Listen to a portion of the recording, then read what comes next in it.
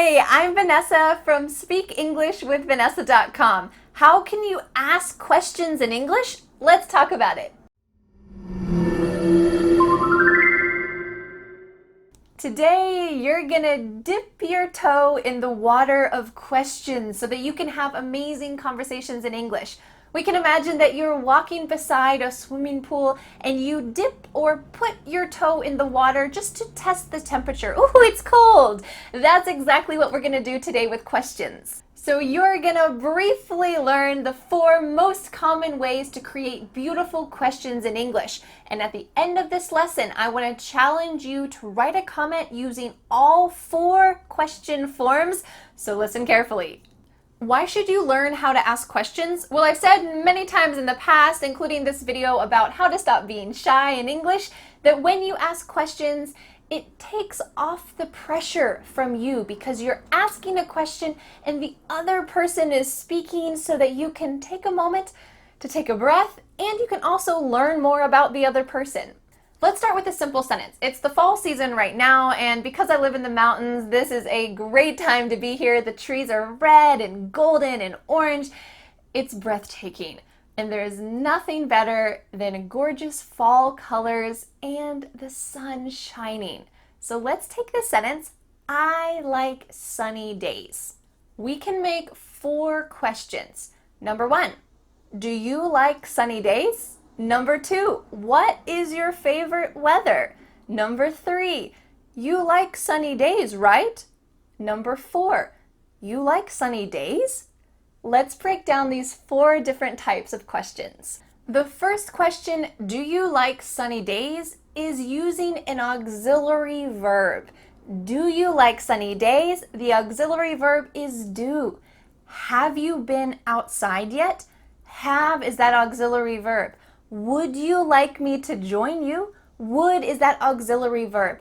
These are closed questions. That means that the answers can only be yes or no. Do you like sunny days? Yes. Have you been outside today? No. Would you like me to join you? Yes. Great. There are only 2 answers to these questions, or are there? If you would like to expand your vocabulary beyond just yes or no, you can check out the videos that I made, 22 to 25 different ways to say yes and no. You can click on the link up here and expand your vocabulary for your answers to this auxiliary question. The second way to form a question is with a question word. What is your favorite season? Here the question word is what. You probably learned these in your early elementary school English classes. What? Who, where, when, why, how often, how much, but this one is an open question. So really, the answer could be anything. It's not just yes, it's not just no. Let's take a look at a quick example. You might ask, what did you do in Florida on your vacation? The question is what? What did you do in Florida? You could say, well, I went to the beach and it was really beautiful because I love sunny days and it was quite hot, but I enjoyed it. Great. You might ask, when did you go to Florida? Here, the question word is when. When did you go to Florida? Well, the answer is not just yes or no. It's not a closed question. It's anything. Oh, I went last week. I went 3 years ago. I'm going to go there tomorrow. Great. The third way to create questions is by using tag questions. You might ask, you like sunny days, right? You can see that the main part of the sentence, you like sunny days. This is a statement. This is not a question, but we're just adding a tag question on the end, right? And when we use these words, we're just trying to verify information. So the only time that you use a tag question is if you think something, but you're not quite sure, so you want to verify that your idea is correct. Maybe you want to invite me to eat some barbecue at your house, so you ask me, you eat meat, right? You think that I eat meat, but you want to verify that information to make sure that it's correct. You don't want to invite me to eat barbecue if I don't eat meat, so you ask me, you eat meat, right? The statement is you eat meat. That's just a statement. It's not a question, but then you're adding the tag word, right? The tag question right is pretty common, but there are other tag questions that are a little more complicated, so I'd like to give you a quick tip about how to use them. Let's go back to that original sentence. You like sunny days, right? But let's change right, and instead, let's say, you like sunny days, don't you? Or we could say, you don't like sunny days, do you? Let's try to look for a pattern here. We can see in that first sentence, you like sunny days. This is a positive sentence, and then we're adding a negative tag question, don't you? What about the second sentence? You don't like sunny days, do you? We have a negative sentence and a positive tag question.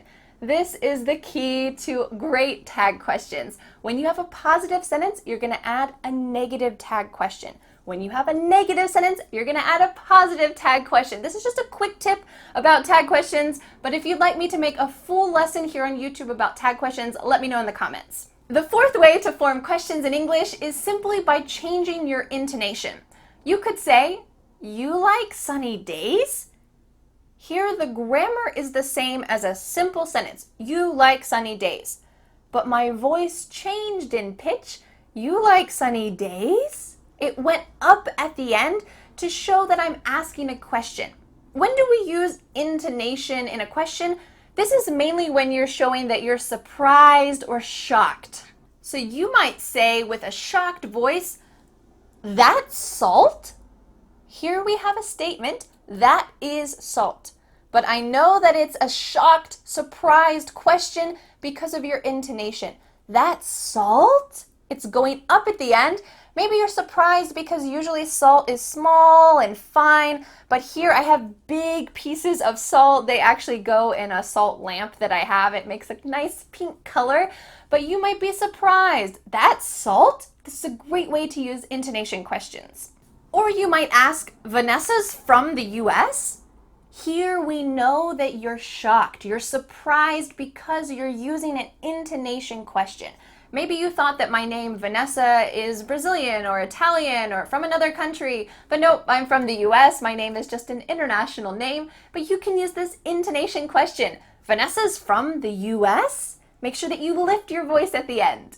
And now it's your turn. I have a big challenge for you. In the comments below, can you make 4 questions using each of these methods? Auxiliary verb questions, question word questions, tag questions, and an intonation question.